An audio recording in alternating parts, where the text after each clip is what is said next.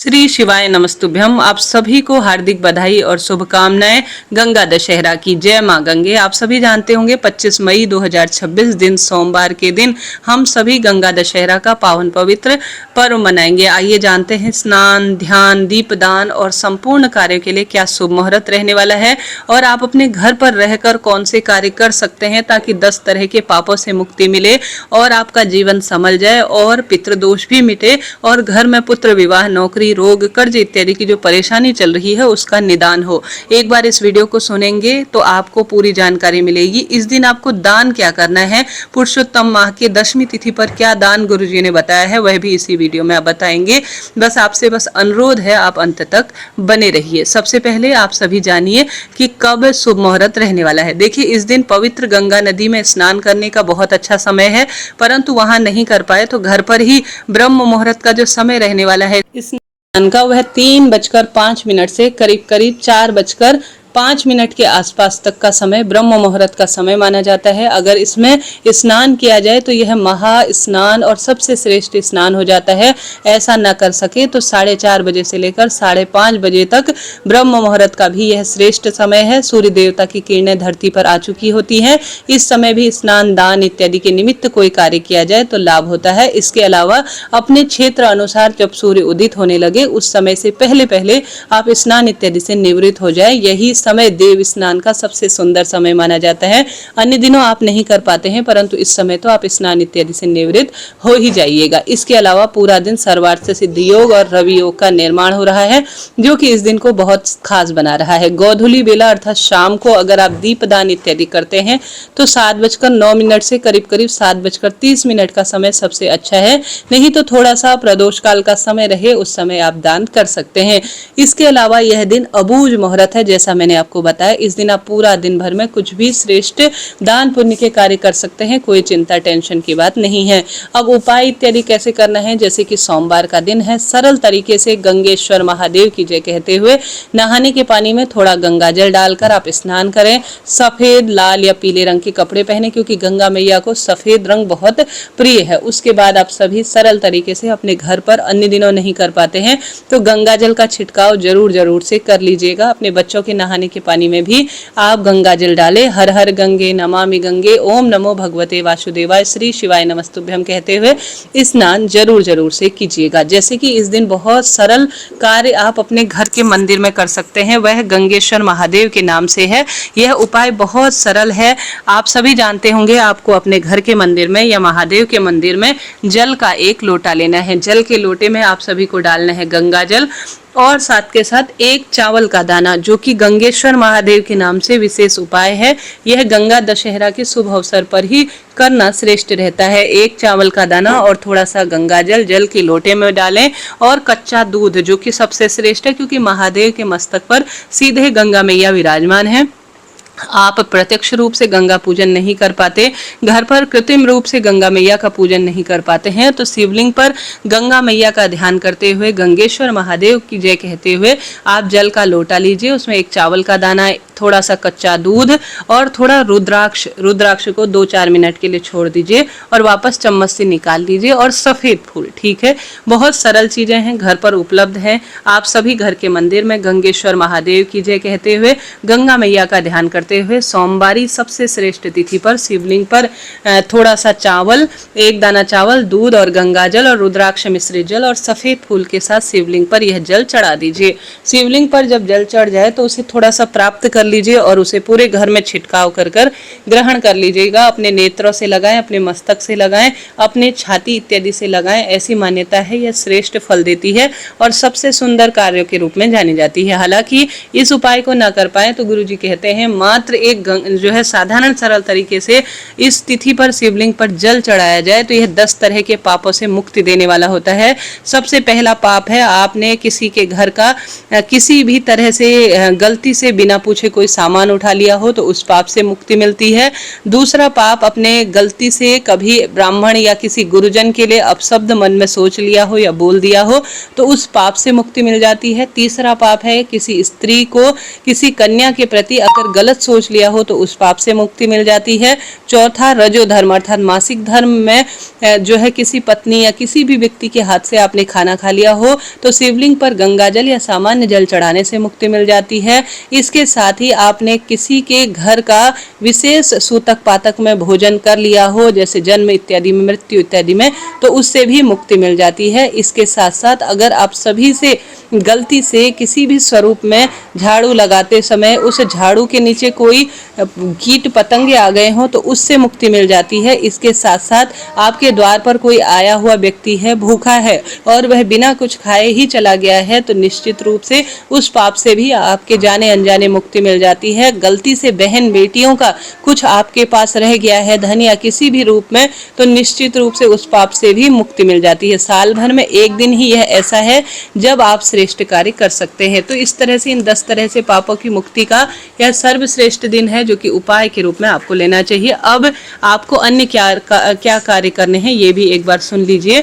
सरल तरीके से गुरुजी बताते हैं। 5 अलग अलग पेड़ की पत्ती, घर पर गंगाजल जो भी आपके पास है, गंगाजल जल के लोटे में डालें। 5 अलग अलग पेड़ की पत्ती डालें। यहाँ पर भी आप सभी को गंगेश्वर महादेव की जय कहना है। 5 अलग अलग पेड़ की पत्तियां लेनी है, 1 चावल का दाना और 1 सफेद फूल लेना है। घर के मंदिर में जो शिवलिंग है, आप सभी को गंगाजल मिश्रित जल चढ़ाने के बाद 5 अलग अलग पेड़ की पत्ती, कोई सी भी पत्तियां हो सकती हैं, 1 चावल के दाने के साथ 1 सफेद पुष्प के साथ शिवलिंग पर जरूर चढ़ानी है। चाहे तो मैंने जो प्रथम में आपको उपाय बताया है वह कर सकते हैं, या साधारण शिवलिंग पर जल चढ़ाने का उपाय कर सकते हैं, या 5 अलग अलग पेड़ की पत्ती का भी उपाय कर सकते हैं। 3 उपाय हैं जो बहुत सरल तरीके से किए जा सकते हैं। एक ना एक उपाय आप कर लीजिएगा, लाभ तो मिलेगा ही। कोई भी प्रश्न हो जहां पर आप अटक रहे हो तो पूछ सकते हैं, लाभ मिलना निश्चित है। पुरुषोत्तम महीने की सबसे श्रेष्ठ तिथि है जो कि अबूझ मुहूर्त पर और गंगा माता के धरती पर अवतरण के रूप में जाना जाता है। जब राजा भगीरथ ने कठोर तपस्या की थी अपने पूर्वजों की मुक्ति के लिए, तब गंगा मैया भगीरथ की कठोर तपस्या से धरती पर उनके पीछे पीछे आ गई, परंतु उनका वेग इतना प्रबल था कि धरती माता उनको सहन न कर पाती। इसलिए सबसे पहले महादेव ने माँ गंगे को अपने मस्तक पर विराजमान किया। उसके बाद वह वेग थोड़ा कम हो गया, फिर वह राजा भगीरथ के साथ उनके पीछे पीछे एक धार के माध्यम से धरती पर हम सभी का कल्याण करने के लिए प्रकट हुई। वह आज गंगा दशहरा का ही शुभ दिन था। प्रिय श्रोताजनों, आप सभी को सरल तरीके से आज गंगा दशहरा पर गंगा पूजन घर पर करना है। गंगा पूजन कैसे किया जाता है कृत्रिम रूप से, इसी वीडियो के नीचे वीडियो है, आप देख लीजिए। उसमें सरल तरीके से तुलसी माता के पास मैंने करके दिखाया है, आप जरूर से कर लीजिएगा। गंगा पूजन श्रेष्ठ कार्य है जो आज किया जाता है। भले ही प्रत्यक्ष रूप से आप गंगा मैया के निमित्त करें या किसी भी तरह से कर सकते हैं। सोमवार है तो यह दुर्लभ संयोग है, तो आप जो शिव मंदिर है उसमें तुमरुकेश्वर महादेव की जय कहते हुए जरूर से आज के दिन काला तिल डालकर गोलबत्ती का घी का दीपक लगाएं। और आज के दिन पितरों के निमित्त तर्पण इत्यादि का भी प्रावधान है। पंडित जी के निमित्त जो है 1 समय का भोजन जिसमें आटा, दाल, चावल इत्यादि निकाले जाते हैं। पंखा, सत्तू, छाता, जूता, कंबल इत्यादि, जो अभी सर्दी, कंबल तो नहीं, अन्य चीजें, चीनी इत्यादि, इन चीजों के दान करने का बहुत विधान है। आज गीता जी का 7वां अध्याय भी आप सुन सकते हैं, इसका भी लाभ है। आप पितरों के निमित्त तर्पण आज अपने घर पर पंडित जी को बुलवा कर सकते हैं। ऐसा ना कर पाए तो सुबह सवेरे तरीके से आप उठें और आप सभी एक जल का लोटा लीजिए। जल के लोटे में काला तिल, कुशा, जौ, तुलसी का पत्ता डालकर सर्व पितृ देवाय नमो नमः कहते हुए दक्षिण दिशा की ओर मुख करते हुए या पीपल वृक्ष की जड़ में जाकर आप पितृ देवताओं के निमित्त जल दान जरूर करें। ऐसा करने से पितृ देवता प्रसन्न होते हैं और गंगा दशहरा पर किया गया पितरों के निमित्त कार्य लाभ देता है। मात्र शिवलिंग पर गंगा जल मिश्रित जल चढ़ाने से भी पितृदोष से मुक्ति मिलती है और यह गंगा पूजन के समान ही माना जाता है, क्योंकि महादेव के मस्तक पर गंगा माता विराजमान है। तो आप अपनी इच्छा शक्ति सामर्थ्य अनुसार कोई ना कोई चीज दान जरूर कीजिएगा। आप गर्मी से राहत देने वाली चीजों का दान करते हैं तो यह महादान माना जाता है। एक तो पुरुषोत्तम माह चल रहा है, उस पर यह दान जो है जीवन को सफल बनाने के लिए है। अब गुरुजी अनुसार 10वें दिन क्या दान करना है, तो गुरुजी बताते हैं 10वें दिन पुरुषोत्तम माह के पान के बीड़े का भोग लगाएं और 11वें दिन मोतीचूर के लड्डू 33 की संख्या में पंडित ब्राह्मण जी को दान कर आते हैं तो लाभ मिलता है। तो अगर आप 10वें दिन के हिसाब से दान कर रहे हैं तो पान के बीड़े का दान करें पंडित ब्राह्मण जी को। 11वें दिन, जैसे कि कई लोग पूर्णिमा से पूर्णिमा करते हैं, कई लोग उससे पहले से करते हैं, तो उस अनुसार आप कर लीजिएगा। ठीक है जी। वैसे 10वें दिन का दान पान के बीड़े का है जो कि सर्वश्रेष्ठ कहा गया है, तो आप इसी का दान करें, लाभ होगा। इसके अलावा आपकी इच्छा शक्ति सामर्थ्य है, आप 33 दीपकों का दान घर पर कृत्रिम गंगा रूप में दान कर सकते हैं। पवित्र नदी के तट पर 33 दीपक दान कर सकते हैं या 33 बाती बनाकर एक दीपक का भी दान कर सकते हैं, यह भी लाभ देता है। आज के दिन 11 की संख्या में दीप दान करना या 10 की संख्या में दीप दान करना, क्योंकि 10वीं तिथि है, अनंत अनंत गुना लाभ देता है, तो यह दीप दान आप कर सकते हैं। यह इच्छा शक्ति सामर्थ्य आपकी है। कई लोग पवित्र गंगा नदी के तट पर सीधे गंगा पूजन भी करते हैं, जैसे कि पवित्र गंगा मैया पर रोली, चंदन, मौली, अक्षत इत्यादि समर्पित करना। आज के दिन पार्थिव अर्थात मिट्टी का शिवलिंग घर पर बनाना किसी पवित्र पेड़ की जड़ में अनंत अनंत गुना लाभ देता है। इसके साथ साथ आज अपने घर पर श्री शिवाय नमस्तुभ्यम या गंगा स्रोत का पाठ करना, ओम नमो भगवते वासुदेवाय महामंत्र का जाप करना, गीता जी का 15वां अध्याय या गीता जी का आप 7वां अध्याय पितरों के तारण के लिए सुनते हैं तो भी यह अनंत गुना लाभ देने वाला होता है।